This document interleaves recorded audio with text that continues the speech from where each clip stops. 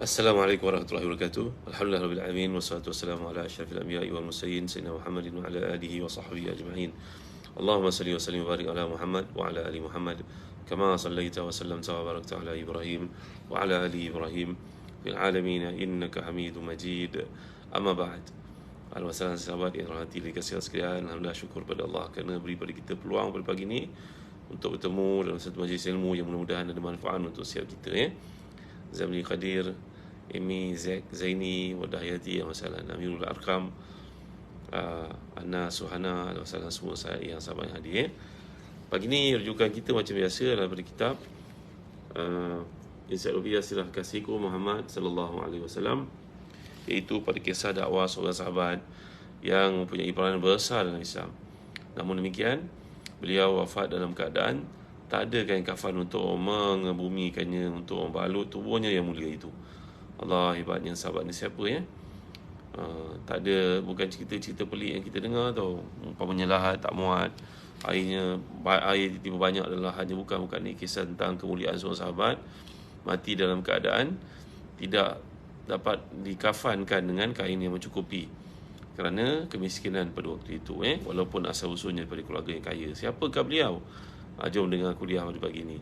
Tolong sampai kepada teman kita yang lain.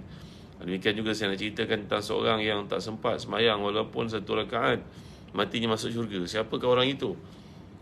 Banyak perkara penting kita nak belajar Yang mulia Tengku Hakimah, barakallahu fikum. Terima kasih. Jangan lupa share pada teman kita yang lain. Kita nak beri harapan kepada umat Islam di luar sana.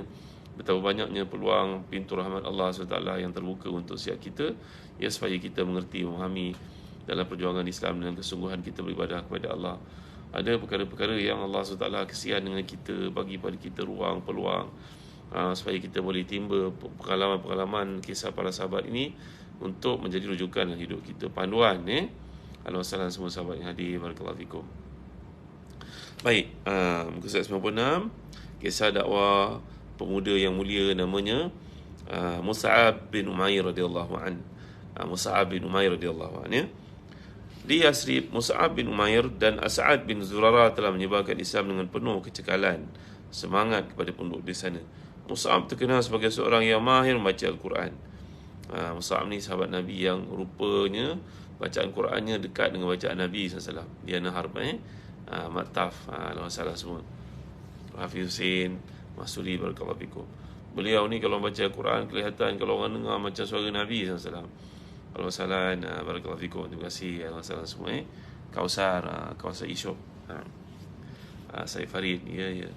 Setiap kita melalui proses lah ya. Zahid Abdul Aziz, barakallahu fikum. Alhamdulillah, Tazila, terima kasih semua Baik. Jadi Mus'ab ni merupakan sahabat yang asalnya daripada keluarga yang terkenal, berharta. Kita dengar Said Farid, Alhamdulillah, barakallahu fikum. Cik Mazia, Dr. Mirul, Alhamdulillah, sahabat dunia Allah sekalian Mamana, Mamana, Alhamdulillah. Nasir Kamaluddin, barakallahu fikum. Muhammad Aisyah, Akhyar Zulkifli, Ismail Hamid, Alhamdulillah, sahabat daripada Malaysia, Singapura, Brunei, Indo Alhamdulillah semua, barakallahu fikum. Fazli Ahmad, Jamila Sanawi, Akhyar Zulkifli. Terima kasih semua Pada saat tadi Mus'ab bin Umair radhiyallahu anhu dan As'ad bin Zurarah pergi ke kampung Bani Abdul Ashhal, kampung Bani Zafar. Mereka pergi ke sebuah kebun Bani Zafar dan duduk di tebing telaga itu yang disebut sebagai Marak. Kemudian terdapat beberapa orang lelaki muslim mara menghampiri mereka. Sa'ad bin Mu'az dan Musaid bin Khudair merupakan ketua kaum Bani Abdul Ashhal yang pada masa itu belum lagi beriman. Aman Yusuf, Alhamdulillah, Syamsul Azman, barakallahu fikum. Mahfuzah Yusuf, Harun Mam, Alhamdulillah semua sahabat kat TikTok. Tolong share pada teman kita yang lain tau. Bagi mereka yang belum follow saya kat TikTok, diharap dapat buat demikian. Yang mulia saya Farid, Alhamdulillah syukur. Mengharap doanya Cik Ani, Alhamdulillah. Cik Rozi, kita dengar kisah para sahabat yang sangat inspiratif sangat menginspirasikan. Ija Siti Fatimah, Alhamdulillah, yang telah pergi kembali ke rahmatullah. Kita doakan untuk mereka, Allah tempatkan mereka tempat yang salih dan salihah, memberikan ampunan buat mereka beri pada kita ni peluang untuk menambah waktu lebih banyak lagi dalam amanah kehidupan yang diberikan kepada kita. Baik kehidupan yang merupakan satu amanah daripada Allah SWT. Ya, ya. Allah salam Nabi Kadir daripada Perth, Allah salam orang Australia pun ada yang dengar. Ya, syukur Alhamdulillah. Waktu apa kat Australia sekarang ni? Ya, musim bunga, musim panas. Salam Zuraida Osman, barakallahu fikum. Tusan Aida, Nur Amrin, daripada UK pun ada. Alhamdulillah, barakallahu fikum. Apa kat UK ni? Alhamdulillah semua sahabat yang hadir. Nita Ahmad. Baik. Sebaik saja Sa'ad bin Mu'az dan Usaid bin Hudayr mendengar perkara tersebut, berkatalah Sa'ad kepada Usaid, pergilah kamu kepada dua orang ini yang hendak memperbodohkan orang-orang yang lemah dan menghalang-halang mereka supaya tidak masuk ke kampung kita. Mujurlah As'ad bin Zurarah sepupuku sebelah ibu, kalau tidak disebabkan itu tentu aku akan berida. Usaid pun mengambil tombaknya mara ke arah mereka. Apabila As'ad melihat kedatangan Usaid, beliau berkata kepada Mus'ab, orang ni adalah ketua kaumnya, beliau datang kepadamu, maka cubalah tanamkan kebenaran agama Allah dalam dirinya. Balas Mus'ab radhiyallahu an, kalau beliau sudi duduk bersamaku, aku akan bicara dengannya.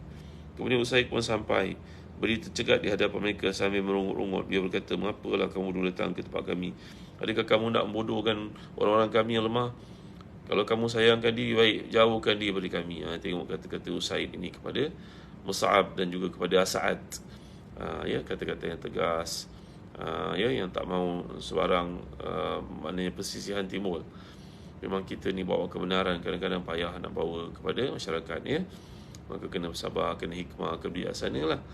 Mujib Osman, tak bolehlah kita datang dalam keadaan menggunakan bahasa yang orang tak senang, pendekatan sombong, Salihah Superman. Kenalah ada pendekatan mudah untuk mereka faham.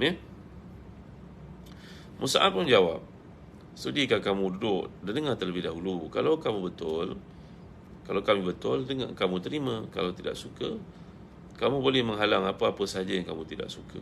Lantas Usaid berkata, baiklah, ini cadangan yang bernas.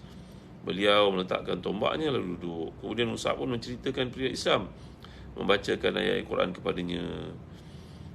Pencerita kisah itu berkata, demi Allah, kami melihat Islam pada wajahnya yang bersinar dan berseri sebelum beliau membuka bicara. Orang ni kalau dia seorang yang jujur, pada wajahnya pun kita dah boleh baca kejujuran, kan? Tapi kalau wajahnya wajah penipu, pembohong, usahakan kata-katanya, wajahnya pun dan menterjemahkan perkara itu. Inilah ilmu yang belajar dari sudut psikologi. Tadi sebab ramai orang masuk Islam melihat kepada kebenaran dan juga wajah orang Islam yang menyampaikan Islam itu, bukan pada handsome-nya, tapi pada nur yang Allah bekalkan untuknya. Aziz yang Sallallahu Alaihi Wasallam. Ahmad Ali, barakallahu fikum. Terima kasih Amir Faisal, Syafiq Syahrudin. Terima kasih. Tolonglah share pada teman-teman kita kat luar negara, Ni ramai ni, ada orang daripada Australia, daripada Indonesia, Brunei, Singapura. Mudah faham, difahami mudah-mudahan bapak-bapak, ibu-ibu, insya-Allah. Izandi, barakallahu fikum. Zubar, alhamdulillah semua yang hadir. Jadi ni teknik strateginya yang digunakan oleh Mus'ab bin Umair radhiyallahu anhu dengan As'ad bin Zurarah. Besok kita ada anak lelaki, cucu lelaki, namakanlah dengan nama-nama ahli syurga ni. Mus'ab, namakan As'ad. Nak nama start dengan A, ambil As'ad. As'ad ini merupakan nama sahabat Nabi yang sangat mulia dan punya jasa besar kepada Islam, Baik, ni Mus'ab berkata kepada mereka, dengarlah kalau baik, ambillah, kalau buruk, buanglah. Jadi dengar dahulu, ambil peluang untuk dengar dahulu. Yang pergi tutup muka, Mus'ab. Saya ada seorang kawan nama Mus'ab, baik orangnya, Dr. Mirul lah masalah ni. Mus'ab Jamil Asnawi, barakallahu fikum. Azamuddin Eid, terima kasih, Moga kita dapat panjangkan video ni pada teman kita yang lain, walaupun kita tak berucap, tak bercakap, tapi apa yang disampaikan oleh para ustaz kepada teman-teman kita yang lain boleh beri kepada mereka peluang untuk memahami dan juga mengamalkan Islam, menyuburkan iman, insya-Allah. Mudah-mudahan duduk kita majlis ilmu ni menyubur iman, mendekatkan diri kepada Allah SWT. Muhammad Syawal dan Wasalam Faizal, Ini buku yang jadi rujukan kita, Baik, dengar lagi. Alhamdulillah semua yang hadir. Kemudian Usaid pun berkata, alangkah indah dan bagusnya apa yang perlu dilakukan kalau ingin memeluk Islam. Tadi datang bawa tombak, Wan Amni, Rosna Rasli, Ili Qasim, Tahira Usman, tadi datang bawa tombak nak mengancam nyawa dua orang Muslim, dua orang sahabat Nabi yang menjadi pendakwah ni. Sekarang dah berubah pula, nak masuk Islam pula. Inilah dia nur yang Allah pancarkan ke dalam hati mereka. Ustaz berkata, alangkah indahnya, bagusnya, apa yang perlu dilakukan kalau ingin meluk agama ini? Mereka perlu menjawab, mandilah dan bersihkan pakaianmu, kemudian ucapkan syahadah kebenaran. Setelah itu, salatlah 2 rakaat. Ni amalan orang yang kita pujuk untuk masuk Islam. Itu saya nak galakkan tuan-tuan ikut trip kami adakan nanti ke Selatan Thai untuk kita belajar bagaimana cara berdakwah, mengajak orang kepada Islam. Kata sahabat saya yang telah mengislamkan ribuan manusia ini, kalau kita petik ayat yang betul pada tempat yang betul, dalam suasana yang betul, insya-Allah 5 minit ditukar masuk Islam. Orang bukan Islam ni, insya-Allah. Macam mana pun hidayah ni milik Allah ya para wahidah sekalian ni, tapi usaha tu mesti kita lakukan. Keliling kita ramai orang baik-baik, mereka belum mendapat hidayah, belum ada kekuatan di kalangan masyarakat India, Cina, orang asli. Ada pula yang exposure-nya lebih lagi kepada masyarakat luar negara.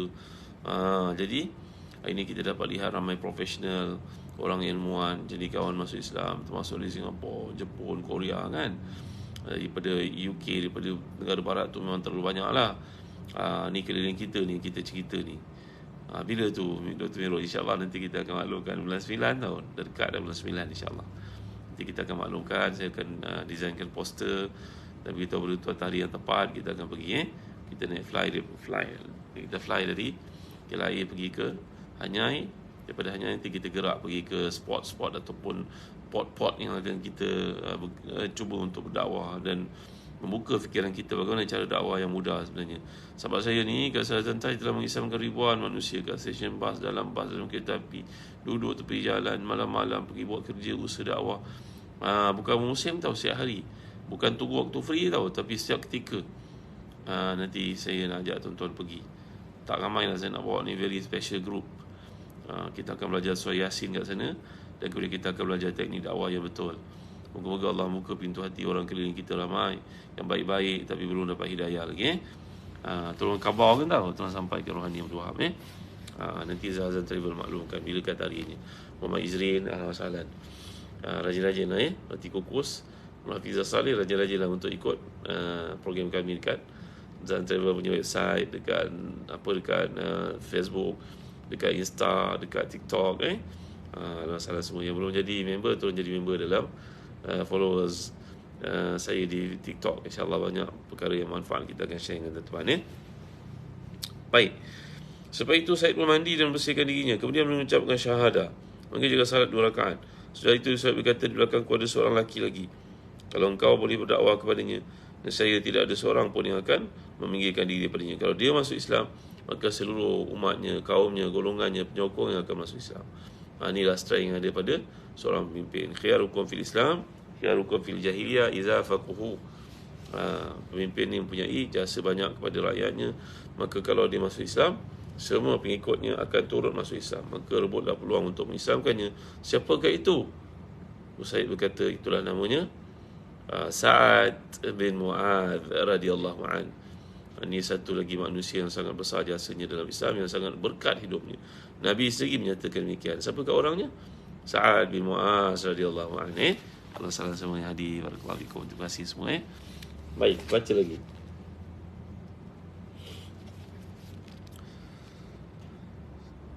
Kemudian Usaid radhiyallahu anhu mengambil tombaknya, menghampiri Sa'ad yang ketika itu pada bersama kaumnya. Pada ketika itu mereka duduk di tempat penggunaan mereka. Lantas Sa'ad berkata, demi Allah aku bersumpah, beliau datang dengan wajah yang tidak sama dengan wajah beliau pergi tadi. Sa'ad melihat perubahan yang berlaku, Hanizah berlaku pada teman baiknya Usaid ini. Tadi pergi wajahnya lain, sekarang pulang wajahnya lain. Tentu ada apa-apa ni. Pada wajah kita nampak ujung bulan, nampak ceria je. Sebab pun dapat gaji. Tengah-tengah bulan nampak masam di muka. Kenapa wang dah habis? Kan? Terus Allah nyatakan Al-Quran, wujuh yawma idzin musfira dhahikatum mustabshira wa wujuhun 'alayha ghabara wa wujuh yawma idzin 'alayha ghabara tarhaquha qatara ulaika humul kafaratul fajara. Wajah ni adalah wajah yang akan menampakkan kegembiraan di akhirat nanti, kerana amal salih yang telah dilakukan, tauhid yang betul, akidah yang betul. Manakala satu lagi Ya, Abu Wiwari, Alu Wiwari, payahnya nak sebut nama. Ya, Syazwan Yahya. Pada kala satu lagi wajah Nuari, wajah yang dipenuhi dengan debu, gelap katup. Kenapa? Kerana wajah itu wajah menampakkan kesukaran, kesulitan kat dunia tu, tak mau beramal, tak mau ikut suruhan. Ya. So, ni bukunya. Ensiklopedia Sirah Kekasihku Muhammad sallallahu alaihi wasallam. Dapat ni? Siapa yang belum memiliki buku ni bolehlah memiliki. Buku ni adalah hasil air tangan Nasi yang nak buat sekarang bersama dengan Ustaz Wahid. Dalamnya penuh dengan gambar raja, dengan peta, dengan diagram, dengan rumusan, dan ada apa tahu, ada QR code ni. QR code ni mudahkan kita untuk faham sesuatu isu yang dibawa. Scan je nanti boleh dengar kuliah yang disampaikan tentang sesuatu topik itu. QR code ada QR code ni lah, pendekatan zaman moden pada hari ni. Buku boleh berbicara, alhamdulillah. Baik. Sampainya beliau kepada mereka, beliau berkata, wahai Bani Abdul Ashhal, apakah yang kamu tahu tentang urusanku dalam kalanganmu? Mereka menjawab, engkaulah ketua kami, orang yang paling bijak di kalangan kami, yang paling tepat, tajam pandangannya. Kata beliau, sungguhnya haram bagimu semua, lelaki atau perempuan, daripada bercakap denganku, melainkan jika kamu semua beriman kepada Allah dan Rasulnya. Tengok tuan-tuan, bagaimana Sa'ad ini telah pun diislamkan oleh Mus'ab bin Umair dan juga Sa'ad bin Zurarah. Ini peranan dakwah dalam Islam. Bagaimana kita mendekati orang yang betul dengan cara yang betul, dengan isi yang betul. Ya, insya-Allah boleh kita baca sirah ni kepada anak-anak hijrah. Assalamualaikum warahmatullahi wabarakatuh. Tolong jemput teman-teman kita lain. Ini penting tajuk ni, topik ni tentang uslub, teknik dalam berdakwah, strategi ni. Penting sangat Mudah-mudahan kita boleh menjadi seorang da'i kepada agama Allah di mana saja kita berada. Bukan kira di masjid, malahan di tempat pejabat, di mana saja kita cakap. Ni semua nur, tuan-tuan. Terus sebab Nabi mengajar kita pagi-pagi pergi sembahyang subuh tu kan ada doa yang kita baca. Apa doanya? Allahumma ja'al fi qalbi nura, fi sam'i nura, fi basari nura, wa an yamini nura, wa an yasari nura, wa min fawqi nura, wa min tahti nura. Allahumma ajzil li nura. Ya Allah, beri aku nur, wajah aku nur, belakang aku nur, depan nur, kiri kanan nur, atas bawah nur. Nur maknanya cahaya. Maknanya apa saja kita cakap, bicara kita adalah membawa kepada Allah SWT. Orang dengar kita cakap, boleh ingat Allah, tambah taqwanya kepada Allah. Melihat saja kita terbayang tentang perkara-perkara kebaikan yang dia nak buat. Kita tampil di mana saja, keberadaan kita mengajak manusia menjadi orang lebih baik. Itu dia yang kita nak. Itu sebab doa yang Nabi anjurkan untuk kita baca setiap pagi tahu. Sebelum pergi sembahyang subuh dalam perjalanan yang motor, ke naik kereta, ke jalan kaki ke, amalkan doa tu. Siapa yang nak doa ni, dah banyak kali kita belajar, tolong masuk dalam Telegram sahabat Ustaz Zahzan. Kat situ ada banyak fakta, doa, nota yang dikumpulkan antaranya oleh Ustazah Umi Fatih. Terima kasih kepada Ustazah Umi Fatih. Barakallahu fikum. Nasyitah Nuai, Madin Nuraini Al-Wasalan, Rozana, Rohani Razak, terima kasih semua. Asfani Ahmad, Siti Zawiyah, terima kasih semua yang hadir pada pagi ini. Jadi ini kerja dakwah. Kata Mus'ab bin Umair dan juga Sa'ad bin Zurarah kepada Sa'ad bin Mu'az, kamu orang bijak, kamu orang pandai, dengar dahulu aku cakap. Kalau perkara yang aku cakap ni kebaikan, ambillah. Kalau ia merupakan satu kesalahan dan tak masuk akal, buanglah. Engkau ke orang bijak, dengar dulu. Jangan tepis awal-awal. Awal lagi belum dengar lagi dah ada kebencian dan juga prejudis, buruk sangka. Dengar dulu. Aftan Nizam. Jadi kita ni pun nak meniaga apa saja pun dengan teman, rakan, benda tu baik. Cakap dengan jujur. Kalau kita jual takaful kan, ceritalah kebaikan-kebaikannya dan ceritalah kelemahan-kelemahannya. Cakap pada dia, tak ada produk yang perfect pun, tapi sekurang-kurangnya kalau seorang tu sakit, dengan sebab adanya perlindungan macam ni, baiklah baginya. Memang tak ada yang perfect, cakap betul terang. Jangan kita cerita-cerita yang baik-baik je, semua benda buruk kita sembunyikan. Bila berlaku, dah menggelabah kita nak menjawab. Tak jujur namanya bukan. Jadi prinsip dalam bercakap ni, cakap terang, jujur, pendek, cari waktu yang betul. Jangan tengah hari orang tu tengah sibuk nak pergi makan pula dengan isterinya, dan kita pula pergi bercakap bab apa pun berkenaan yang kita nak promote tu. Jadi tengok muka kita pun macam muka mama masak kari kepala ikan. Contohnya tuan-tuan ni, kalau si Osman, ahlan wa sahlan. Tahniah kepada sahabat yang berpuasa pada hari ni. Ada berapa Muharram pada hari ni? Berapa Muharram hari ni? Yang lupa tahu puasa 9, 10 Muharram. Ya. Baik tuan ini juga sekalian. Barakallahu fikum. Jemput semua yang hadir. Haizam, Aftan Nizam, Usnani, Syazwan Yahya, ya, Zack Manco, alhamdulillah semua. Masuri, Aimi Nasir, Anur Bahya, Hayati Sabani, alhamdulillah semua yang hadir. Barakallahu fikum. Terima kasih semua ramai yang hadir. Ini 6 Muharram ya. Jangan lupa tahu berapa hari lagi kita akan melalui 9, 10, 11. Kalau boleh puasa 9, 10, 11 ni memang best. Terlanjur cerita bulan Muharram ni tuan-tuan. Puasa kalau boleh 9, 10 9, 10, 11 Muharram. Kalau boleh lah. Kalau tak boleh, ni puasa Muharram ni ada banyak bentuk lah. Isnin Khamis satu perkara, hari putih satu perkara. Ya. Dan juga 9, 10 Muharram pun jangan lepas. Tolong jangan abaikan tau. Kan Nabi pesan kepada para sahabat, contohnya Abu Zar, contohnya Abu Hurairah, jangan abaikan puasa 3 hari dan sebulan kan. Kalau kita boleh puasa 9 Muharram, 10 Muharram, 11 Muharram, ini terbaik. Kalau tak boleh puasa 6, 9, 10, puasa 9 dengan 10 saja. Itu cara kedua. Kalau tak boleh puasa 9, 10, cuba puasa 10, 11. Kalau tak boleh puasa 10, 11, puasalah 10 saja, satu hari saja. Lepas tu cari hari Isnin, hari Khamis yang lain, ataupun hari-hari putih yang lain. Faham? Jadi berkenaan dengan puasa, berkenaan puasa 10 Muharram ni ada 4 kaedah. Yang pertama yang terbaik 9, 10, 11. Tak boleh 9, 10, 11, ambil 9 dengan 10 saja. Tak boleh 9 dengan 10 saja, ambil 10 dan 11 saja. Tak boleh 10, 11 saja, ambillah 10 saja. Itu dia kaedahnya. Ikut fatwa para ulama, kebanyakan para ulama Islam lah. Kerana Nabi SAW menggalakkan untuk mukhalafah al-Yahud. Kerana Nabi sampai ke Madinah melihat orang Yahudi puasa pada hari 10 Muharram itu dipanggil Ashura. Maka mereka mengatakan itu merupakan ini nama Muharram ini.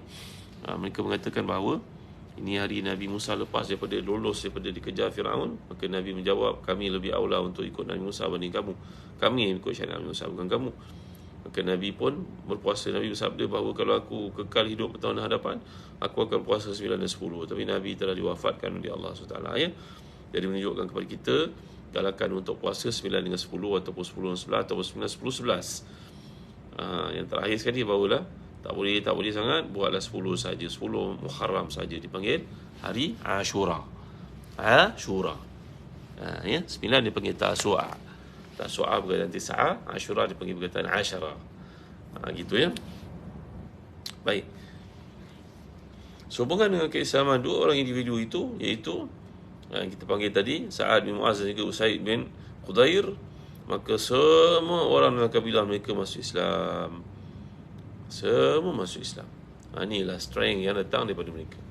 Jadi kita kena cari kepala yang betul, cari orang yang betul, bercakap dengan orang yang betul. InsyaAllah orang yang betul itu akan mempengaruhi orang lain. Kalau dia merupakan ketua tribe, ketua kabilah, ketua kumpulan, kita bercakap dengan dia, senang untuk anak-anak muridnya ikut, penyokong-penyokongnya ikut ya. Kalau kita tackle silap, maka silaplah outputnya, outcome-nya. Jadi tengok ni bagaimana Aqliyah ni maknanya bagaimana teknik dakwah para sahabat. Berarti nak buat satu benda tu kena ada kajian lah. Bacaan, findings, baca dulu, kena rajin, kena tengok. Utamanya kalau kita jadi ketua lah. Jadi meeting, minit mesyuarat lalu pun tak baca, tak ambil tahu. Lepas tu cakap mengapa-apa. Ya, jadi pemimpin baik apa semua keadaan kita lah, ketua jawatan ke CEO ke, mesti baca, mesti rajin, mesti merajinkan diri kita untuk membaca. Dia tanya pada soalan yang bijak ya. Ada driver, kenapa anda duduk belakang? Duduklah depan, saya lihat ramai ustaz duduk dekat bahagian depan. Tawaduk lah. Ni ada seorang bertanya kepada seorang bos sebuah syarikat. Dia duduk kat belakang. Sedangkan kawan-kawannya juga bos duduk depan. Tawaduk lah. Kadang-kadang orang tengok tawaduk tu dari perspektif masing-masing lah. Duduk kat depan kan tawaduk, duduk belakang berlagak. Jawapan sahabat yang saleh ini, saya duduk belakang sebab kat belakang banyak buku. Saya naik kereta, driver saya bawa ke depan, kalau saya duduk belakang, kerana belakang ni penuh dengan buku. Masa itulah saya nak baca Qurannya, berzikirnya, ambil bukunya, baca buku sirahnya, baca kitab-kitabnya. Kerana walaupun setengah jam, tapi pada saya setengah jam tu sangat berguna. Maka saya duduk belakang supaya ada masa untuk membaca. Ini jawapan masing-masing lah tuan-tuan. Kualiti yang ada pada seorang pemimpin kena terpulang masing-masing. Ada orang dia bekerja dengan satu jabatan, dia berikan padanya kereta. Kan orang-orang Jusabi orang punya jawatan-jawatan penting, dia duduk kat depan kerana tawaduknya dia. Tapi ada kawannya duduk kat belakang, terpulanglah duduk depan ke belakang, tak kisahlah, masing-masing punya pentafsiran kan. Tak ada yang betul, tak ada yang salah lah. Yang salah betul tu ukurannya pada hati masing-masing lah. Kalau takabur tu duduk kat depan pun takabur juga, nak buat apa saja. Saya ulas tuan, bab menjadi kepimpinan ni mesti rajin untuk mencari dan mencuri masa untuk membaca, mengkaji, buat satu tindakan tu berasaskan pada rujukan yang betul. Kerana Allah telah menaruh jawatan, maka dengannya sebab jawatan itu kamu nak bertindak dan memimpin, mentadbir dengan lebih telus, lebih baik, maka kena ada ilmu. Antara sebab untuk dapat ilmu itu dalam baca. Gitu ya.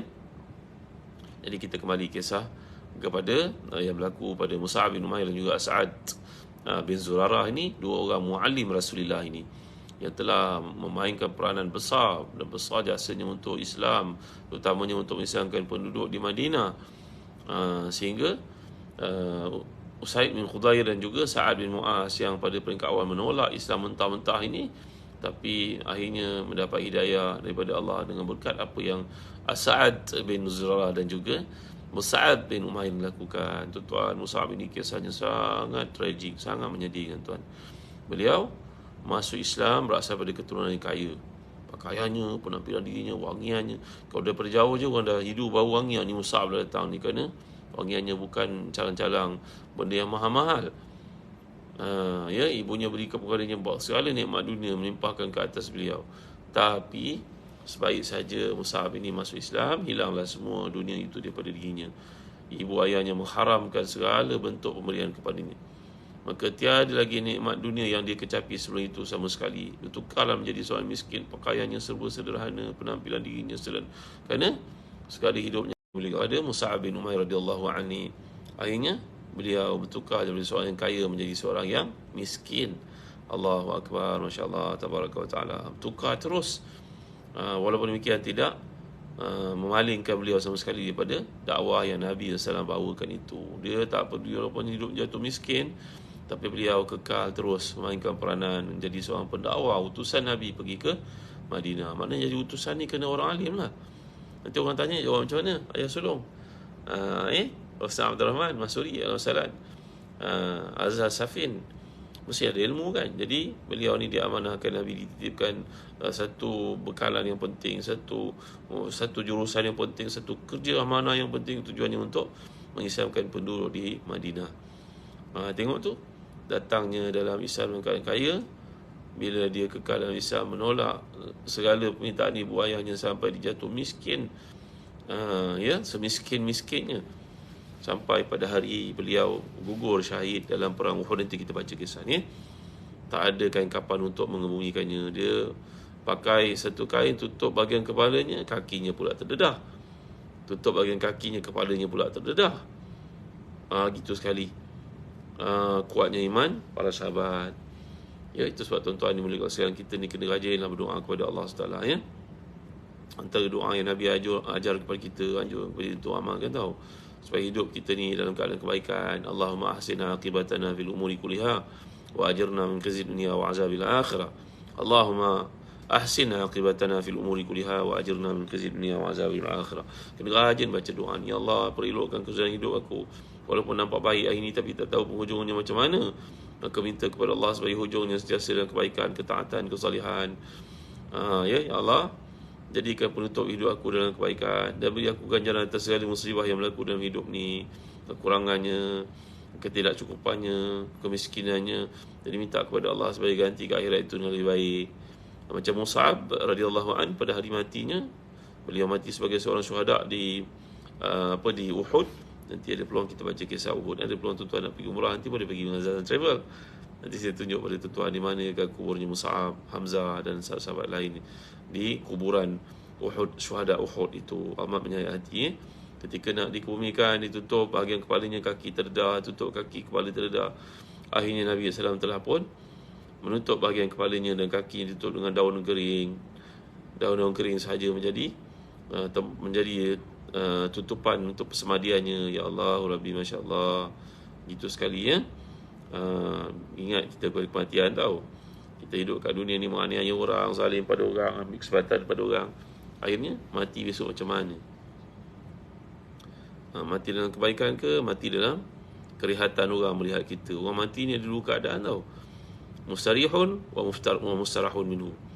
Ada orang mati berehat, ada orang mati orang lain berehat daripadanya. Siapa orang yang berehat? Orang berehat adalah orang beriman, kerana dunia penuh dengan kesukaran, tanggungjawab, macam-macam perkara dia kena tunaikan. Kadang-kadang kesulitan, kemiskinan, susah. Maka bila mati dia berehat daripada kesusahan-kesusahan itu semua. Senyum wajah dia ketika dimandikan.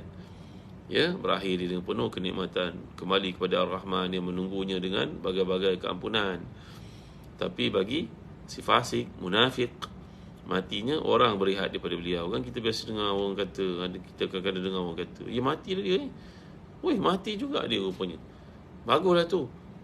Hidup menyusahkan orang je, biawak hidup, macam-macam orang panggil. Dari mana satu kita, tuan-tuan? Jadi Mus'ab bin Umair radhiyallahu anhu ni punya peranan besar, jasa besar kepada Islam, kepada umat Islam. Beliau berkhidmat untuk Islam tanpa sebarang komen, tanpa penolakan, semuanya penuh tanggungjawab. Kewibawaan beliau ni disebut Nabi SAW, doa Nabi untuknya mengiringi kematiannya itu, tuan-tuan. Allahu Akbar, la ilaha illallah, Masya Allah, tabaraka wa ta'ala.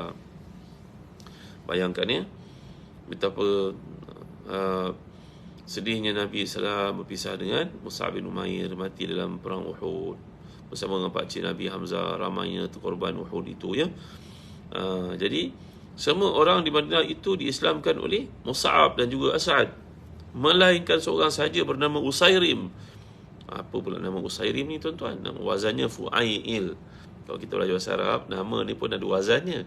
Jadi Usairim ni wazannya Fu'ail. Ya, Usairim yang memeluk Islam agak lambat. Ya, beliau merupakan seorang gembala. Mungkin kesibukan bekerja, tapi itu semua tak boleh jadi alasan lah kepada kita sibuk jadi macam Usairim. Tak boleh. Beliau tetap sahabat Nabi, lebih tinggi makamnya. Ya, banyak hikmah Allah jadikan untuk kita kaji. Usairim masuk Islam agak lambat, walaupun semua orang dah masuk Islam di kalangan kabilah Bani Abil Ashhal tadi, kabilah siapa nama Muaz dan juga Usaid ni tadi, tetapi ada seorang yang tak masuk Islam, namanya Usairim. Tapi Allah tetap muliakan Usairim ni, kerana ketika nak perang Uhud itu dia datang dan masuk Islam. Kisahnya sangat hebat, tuan-tuan. Dia jumpa dengan Nabi, dia berkata dia nak masuk Islam.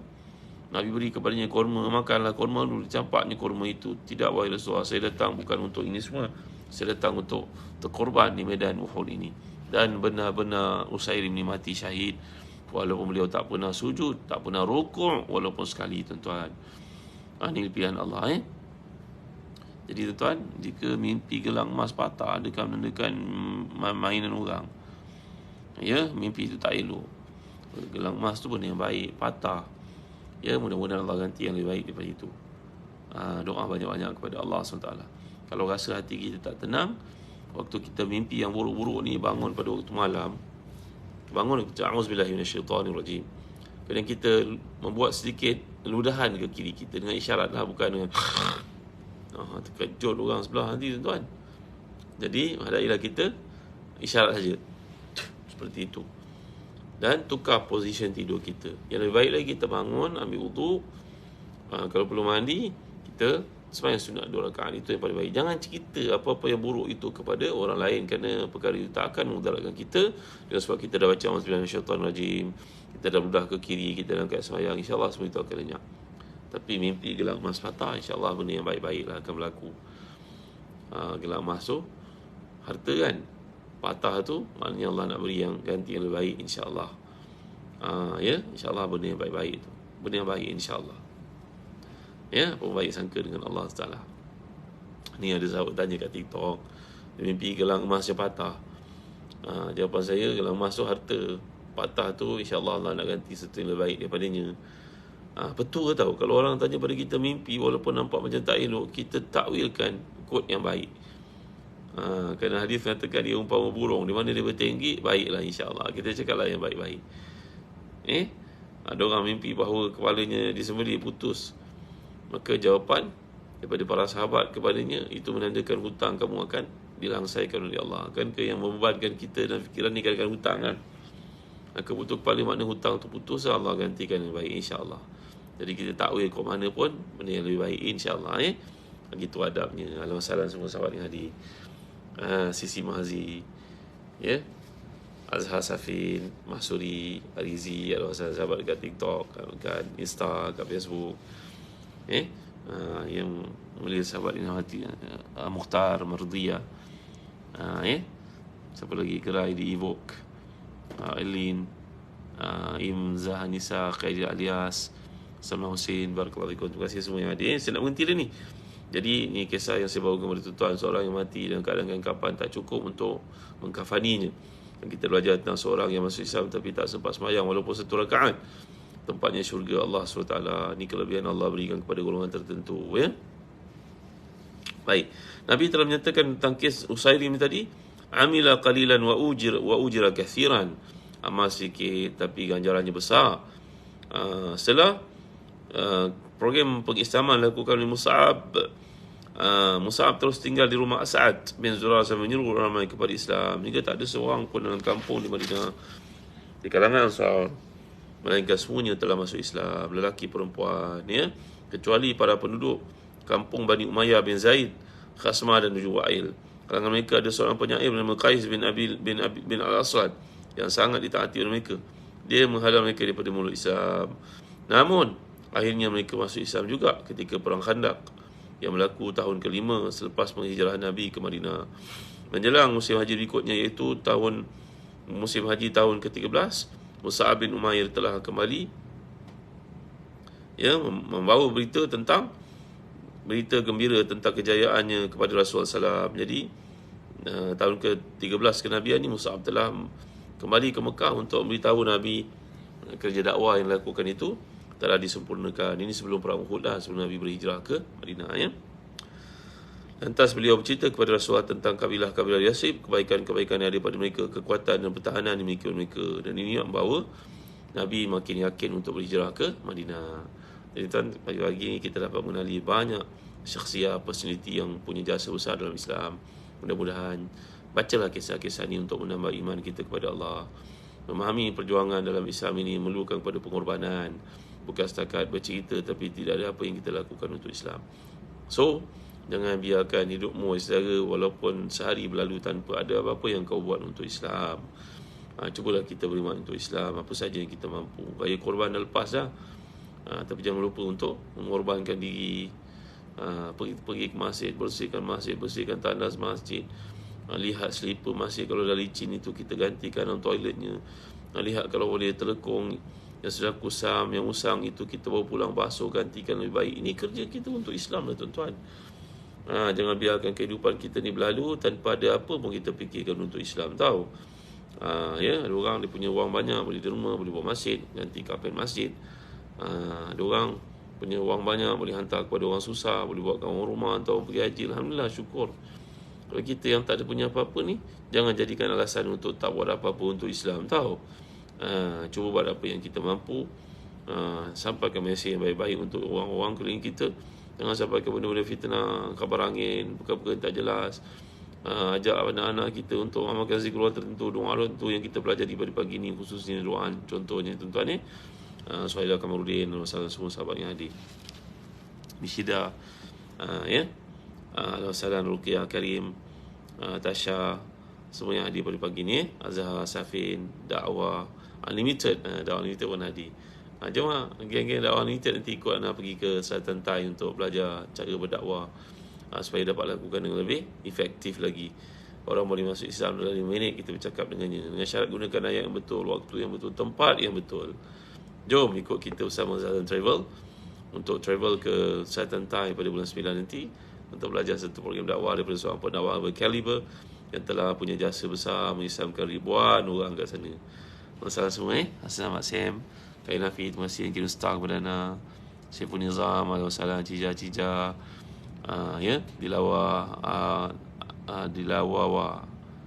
Ayas, Roza Razu, Nafi Arif, ya. Semua sahabat yang ada kat TikTok, Kak Yan, Kak Sab, Ahmad, Syam, terima kasih semua yang hadir. InsyaAllah jumpa lagi pagi esok. Lagi sini dengan doa bersama-sama. Moga Allah memberkati sepanjang hari kita yang mulia Raja. Barakallahu puan kami saya terima kasih. Mara'iz Rosli dan semua yang hadir. Barakallahu fikum. Sallallahu ala sayyidina Muhammad wa ala alihi wa sahbihi wa sallam. Alhamdulillah rabbil alamin. Alhamdulillah rabbil alamin wassalatu wassalamu ala asyrafil anbiya'i wal mursalin sayyidina Muhammadin wa ala alihi wa sahbihi ajma'in. Allahumma ighfir lana dhunubana wa liwalidina warhamhum kama rabbawna shighara. وجميع شيخنا وجميع أصحابنا وحقوق علينا من المسلمين والمسلمات والمؤمنين والمؤمنات برحمتك يا أرحم الراحمين. اللهم أعنا على ذكرك وشكرك وحسن عبادتك. اللهم اجعلنا مقيم الصلاة ومن ذريتنا ربنا وتقبل دعانا. اللهم إنا نسألك الهدى والتقى والعفاف والغنى. اللهم أحسن عاقبتنا في الأمور كلها وأجرنا من خزي الدنيا وعذاب الآخرة. وآتنا في الدنيا حسنة وفي الآخرة حسنة وقنا عذاب النار. وصلى الله على سيدنا محمد وعلى آله وصحبه وسلم. الحمد لله رب العالمين. Taqullah minna wa minkum. Jangan lupa untuk follow Ana dekat TikTok, kat Facebook, kat Insta. Dan jangan lupa untuk follow sahabat Ustaz Zahazan di Telegram sahabat Ustaz Zahazan. Ada banyak doa, fakta dan nota yang kita kumpulkan kat situ ya. Terima kasih Nur Muhammad, terima kasih Ustaz Kamisa, terima kasih tepi sikit lalu Nur Faiza, Ruqyah Karim, Mai, CP Rizal, Al-Fatih, Mahsuri, ya, Azhar, Safin, terima kasih semua. Kak Mas dan semuanya. Jumpa lagi bagi esok insyaAllah. Terima kasih yang Kim macam-macam hadiah kat Ana dekat TikTok, kat Facebook, kat Insta. Assalamualaikum warahmatullahi wabarakatuh. Seudah dan sahlan. Al-Fatih.